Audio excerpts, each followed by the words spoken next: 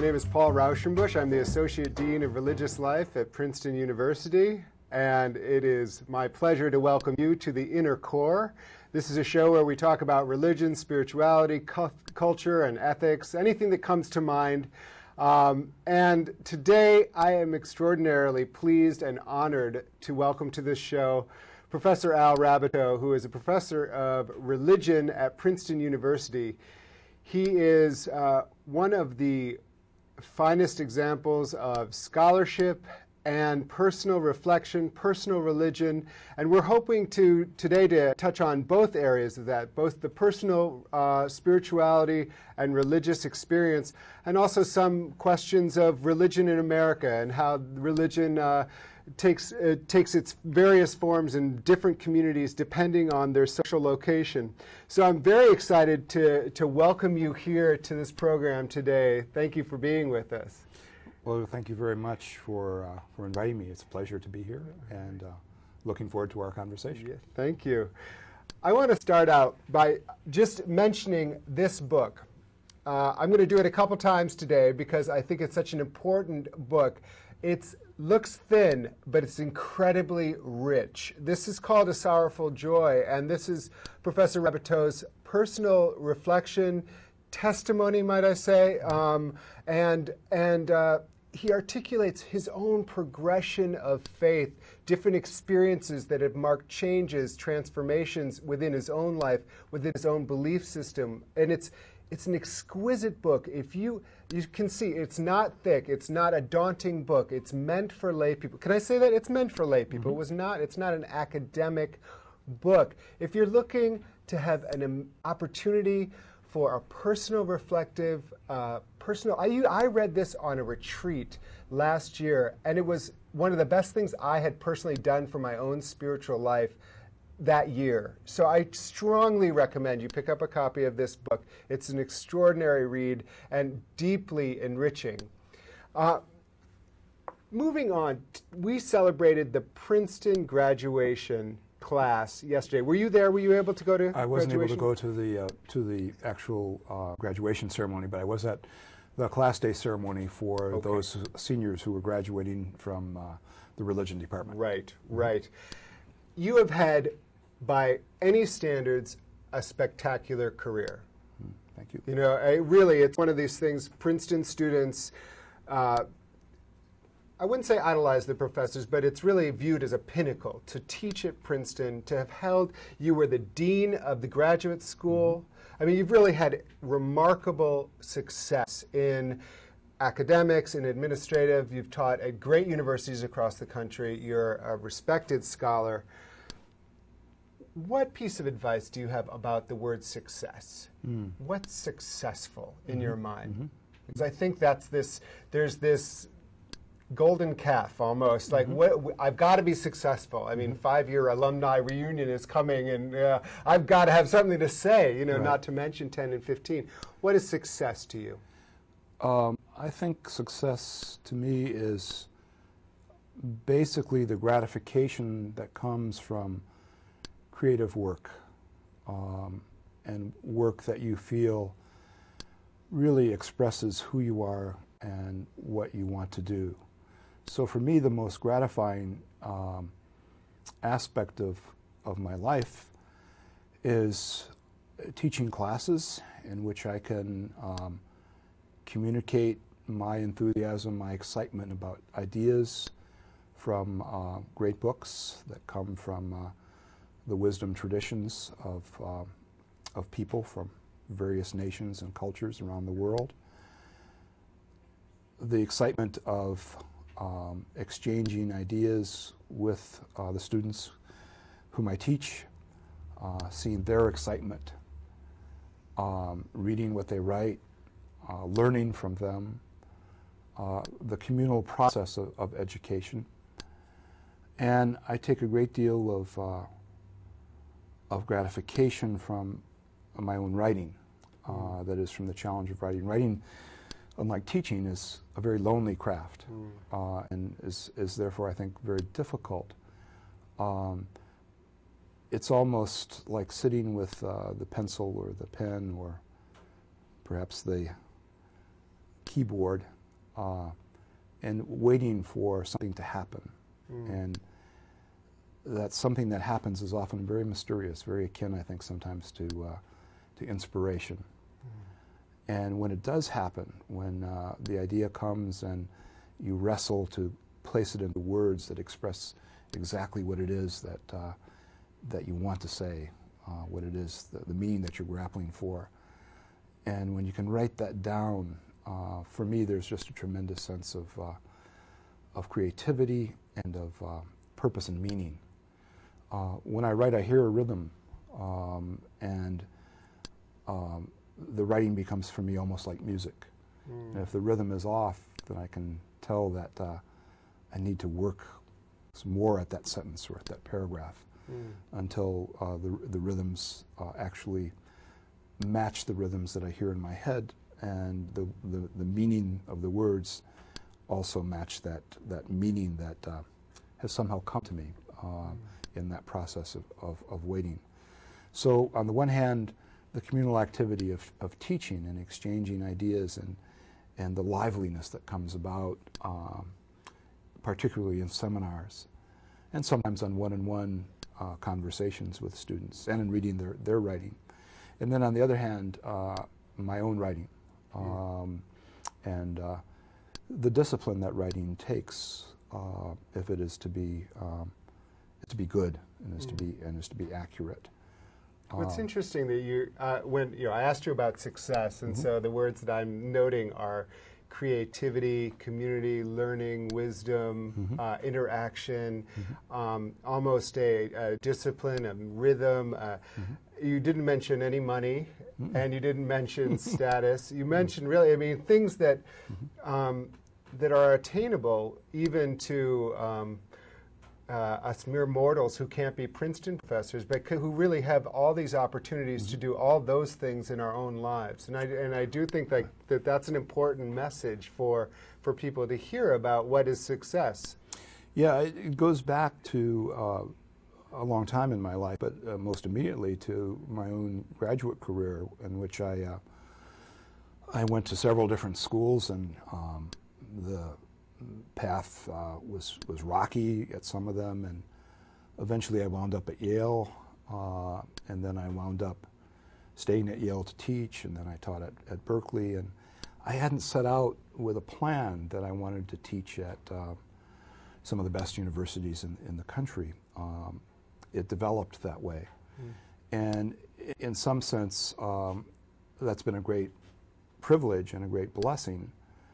But it was not something that I sought, and it was not something that my ego was really bound up with. These are places, and at those places there are people, and there are other places, and you know, there are people there. And certainly being at those universities has given me a great deal of freedom. I don't have as heavy a teaching load, so it makes it possible for me to write as some colleagues at other schools where the teaching load is so heavy that it's very hard to get writing done. So I'm not gainsaying the privilege that I've enjoyed, but I did not seek that privilege. And my ego, I hope, is not bound up with the status of being at a Princeton or a Yale or a Berkeley.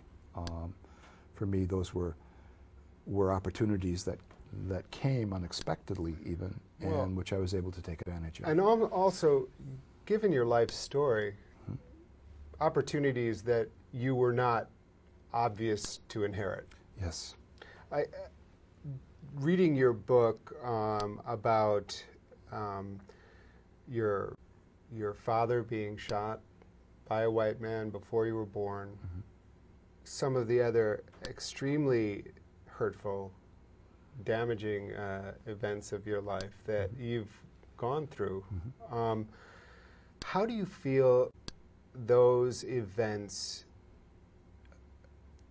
influenced what you who you understand to be God, or how you understand the Christian religion? Is that too broad of a question, or you can reframe that, but you understand what I mean, because you've had a remarkable life that no one would sign up for, and yet somehow it was transformed into what has turned into a beautiful thing, although not without pain. Yes. Yes, in part, your question, Paul, leads me back to my family, and in particular to my mother, who, because of the death of my father, as you say, he was killed 3 months before I was born by a white man in Mississippi, and the white man was never prosecuted. There were no witnesses to the killing, and he claimed self-defense. And my mother at that point decided that she would not stay in the South. My mother was 43 when I was born, so her decision was one that was very disruptive for her. She had been born, raised in the South. All of her relatives were there. But she didn't want her 3 children, me and my 2 older sisters, to be raised in the South where this could happen. And so we moved north to the Midwest, and life was hard. She took a job as a domestic, and there were many times when we didn't know where the money was going to come from. But what I saw in her and what she gave to me was a strong sense of faith, of confidence and trust in God. I remember as a child sometimes seeing the worry on her face and trying to console her, and she would say, "Don't worry, God will provide." And so seeing her faith in the midst of very difficult times and of times of great anxiety, I think was very much a foundation for my sense of God as caring and as providing, as sustaining us in the midst of great difficulties. My stepfather came into the scene when I was 4. My stepfather was a former priest, one of the early black men ordained to the priesthood in the United States, and he had left the priesthood enraged by incidents of racism within the Catholic Church. And he too, in spite of that rage, was a man of deep faith and commitment to Christianity, who, in spite of the scandalous behavior of members of the church, still was able to see and appreciate the church as a community of faith, as the body of Christ. So do you think that there is something about people who are in a situation of deprivation that makes them more inclined towards acknowledging God's presence? I'm struck because when I was rereading your book, there was a passage from the people Souls in Motion is a place that you've become very involved with, which is for people who are struggling with mental illness or difficulties. And you wrote here, I was struck by the spirituality of the clients, meaning those who were at Souls in Motion, how frequently they spoke of God and their gratitude to God for what they had and for His bringing them this far. Now, these are people who did not just win a tennis match. They did not just win a Grammy, and yet I think that this sense of appreciation for perhaps day-to-day things that sometimes those of us accustomed to privilege might forget. Yes, I think that's very true.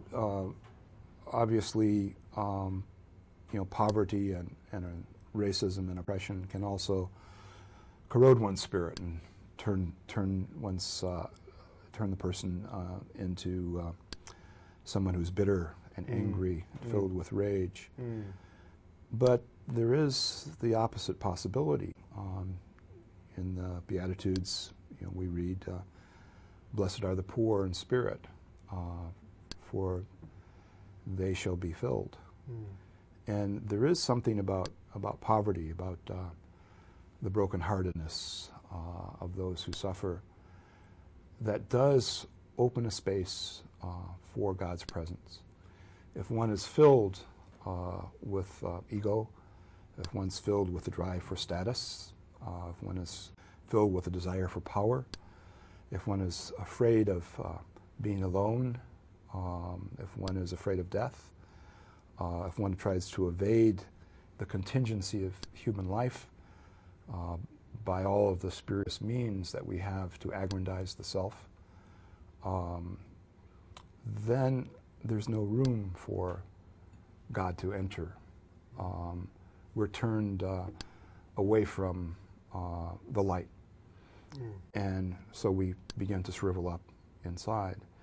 So I think this question is very much related to your first one about how we mistake what success really means. Yes.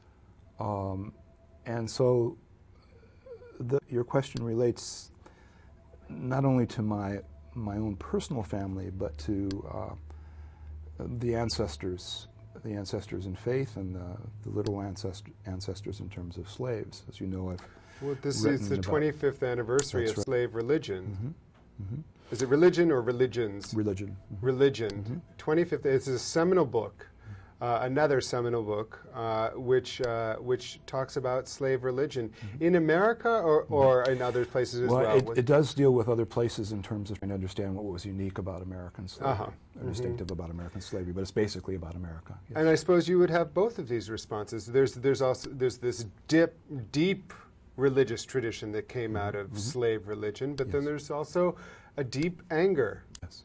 Yes. And those don't have to be separate. No. I think anger is a legitimate religious response. Yeah, particularly when it takes prophetic form. Yeah. That is a form that stands in condemnation of those things in social order, in the realms of power that enslave people, that oppress people, that mistreat people. And you have a whole line of prophets from the Hebrew Bible, and a whole range of texts that are filled with anger and rage, condemning those who oppress the widow and the orphan, those who grind the face of the poor, while at the same time they are offering sacrifice to God. Yeah. Yeah. So, you also see that with Jesus in the temple, don't you? It's another angry moment. That's right. So you're right. I don't think the rage or the anger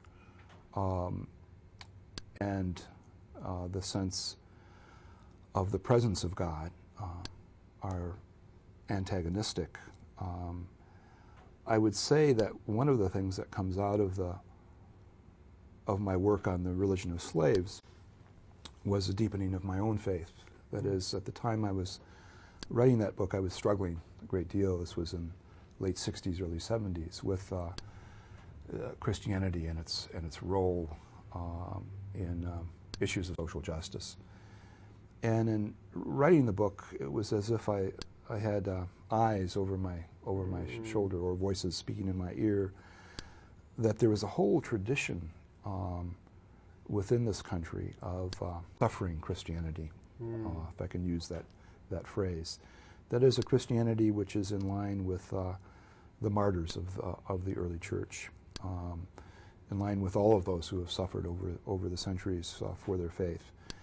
And on the one hand, those voices were ones that were quite condemnatory of the sham Christianity which they saw around them, which justified racism and slavery and oppression. On the other hand, these voices spoke of a faith born in that suffering, which opened them up to the presence of God, and an ability to place their suffering into the context of Christ's suffering, and therefore to find meaning in it. And many people have noted that it's the spirituals, the slave spirituals, that express perhaps the most authentic form of Christian faith that this country has produced. Right. When we tend to think of martyrdom, we tend to think of the early church, or perhaps those Christians in Eastern Europe who suffered under communism. Right. But if we want to find that tradition of suffering Christianity in our own country, I think the strongest place to find it is among the slaves and their culture. And what about right now? I mean, for me, when I see an AIDS victim who's been ostracized by the church, kicked out. Mm-hmm. You know, that's where I see Christ most vividly. That's right. Yeah. And, you know, and, I mean, I think even Souls in Motion, people who, Yes. you know, are just, you know, a little too off for good church, you know, for good church people. Right. Right. And you know, the poor who still make up a great percentage of this country. Now, at the same time, it seems like there's almost, and I've heard a couple people say it now, these almost two Christianities. Is that I know that's not possible, but how do we reconcile this? You see on one hand this culture of success, so you can do this, you can get rich. God wants you to be rich, you know, and that's spreading this prosperity preaching that's going on in Africa, and I question, okay, so where does that leave suffering? Is you know, would they say that you're just glorifying suffering, you're just relishing in it for some, and you don't want to help these people? Is that? I mean, I don't know. I don't know the criticism they would lay, but. Yeah, I think they would say that I'm paying too much attention to suffering, and that suffering is not what God wants. That we need to concentrate on God's blessings, which are that we be healthy and wealthy. I don't usually include wise in that. No, not wise. But healthy and wealthy. I think that's a deformation of Christianity. I think it's X out the cross, which is at the center of Christianity, and at the deep realization that it is, as we know from John's Gospel, precisely Christ raised up on the cross, who at that moment is drawing everything to himself. It's precisely at that moment that Christ's glorification begins. And that there is no resurrection, there is no joy, there is no victory without the cross. That this is the fundamental paradox of Christianity, that in death, from death comes life. Out of sorrow comes joy. Out of crucifixion comes resurrection. And if that is slighted, then something of the essence is lost. There's a wonderful novel that I would recommend to everyone who is watching this show, that everyone watching this show would read, and that's James Baldwin's Go Tell It on the Mountain. In the final section of that novel, called The Threshing Floor, a young man who's 14 years old, this is his 14th birthday, undergoes a conversion experience. And it's much more than what we tend to think of as a conversion experience. While he's down there on the dusty floor of this fire-baptized temple in central Harlem, John Grimes sees these armies of the night. These are the offscourings of the earth. These are the wretched of the earth. These are the poor. These are the beaten. These are the enslaved. These are the oppressed. And he struggles while he's there on the floor in their company, wanting to escape from their company, knowing that he doesn't want this, that he doesn't want to. There's a voice that keeps saying to him, "Get off the floor. You don't belong here with these niggers." And suddenly the vision begins to transform, and he begins to hear the voice of Paul. Thrice was I beaten, twice was I imprisoned, in shipwrecks often, in peril often. And then he is struggling, and he hears the voices of the congregation around saying, go through, you have to go through. And in one moment, he sees a vision of the Lord, and as Baldwin puts it in this beautiful passage, suddenly the light and the darkness kissed. And he wakes with a very flood of tears, a fountain of tears. He wakes into the morning and he realizes that the armies of the night are the armies of light, and that he is in the company, he's been seized into the company of a people who wander on the road forever and yet find the city that's promised them forever. A road where the lion threatens but whose jaws are stopped. A people with whom Moses decided to dwell. People that out of whom Shadrach, Meshach, and Abednego came, and goes down through a whole litany of biblical figures from the Hebrew Bible, the Christian scriptures. And what Baldwin is saying here is that it's through identification with those that suffer, with those who are oppressed, with the wretched of the earth. That's what it means to really be chosen. This is where God's presence is most vitally alive. Yeah. And therefore, John's earlier temptations to escape, he's good in school, so he hopes that he might escape into Broadway, into all those spires of New York, and escape from the squat tenements of Harlem.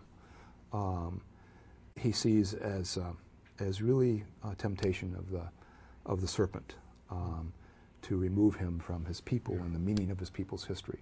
So in this book, Baldwin really talks about black history in fictional terms, from the end of slavery up to through the Great Migration and into the urban ghetto, and presents the meaning of that history as black Christians have conceived it, have sung about it, have prayed about it for several centuries in the terms that they used of biblical allusion, of gospel hymns, of the spirituals.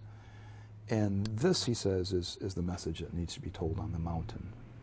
The mountain here of literally of a hill in Central Park in the book, but to the mountain of those who think that they are in power, who think that they are in control, who think that that there's no need that they have that they can't satisfy by spending money. A very different writer, but Flannery O'Connor has a book called Revelations, which is about this very smug person. Thank goodness I'm not white trash. Thank goodness I'm not a nigger. Right. I mean, all these oh, I'm just so glad, and then she has this revelation where she's actually seeing who's going into heaven, and it's all the people, her people are going too, but they're all like mystified to find themselves with these other people who are leading the way. Right. And her people are all singing off tune. Yeah, that's right. That's right. Yes. But it's I think part of the the message here is that I want to mention just one more, and I'm afraid we're out of time. Believe it or not, I could talk to you for about another 24 hours. In this book, what I want to just hit home here, especially for those of you watching this, is that spiritual life and religious expression is not something that you do once and then you're done. I think that's another important.